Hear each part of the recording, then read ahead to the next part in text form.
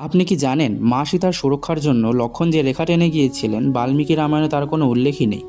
আবার ছোটবেলা থেকে শুনে আসছি লক্ষ্মণ নাকি ছল করে ইন্দ্রজিৎকে বধ করেছিলেন। তবে বাল্মীকি রামায়ণে তিনি কিন্তু বীরের মতোই ইন্দ্রজিতের সাথে লড়াই করে জিতেছিলেন। কিংবা সেই প্রচলিত গল্পটি কি শুনেছেন যেখানে রাবণ সীতামাকে হরণ করেননি, হরণ করেছিলেন তার এক প্রতিবিম্বকে? এরও কিন্তু বাল্মীকি রামায়ণে কোনো উল্লেখ নেই।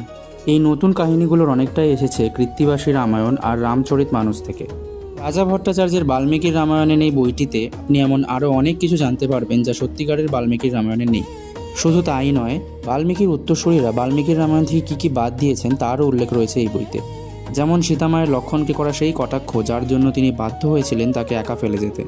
বইটি পড়লে আপনি বাল্মীকি রামায়ণের সাথে বাকি রামায়ণগুলির তফাৎ বুঝতে পারবেন।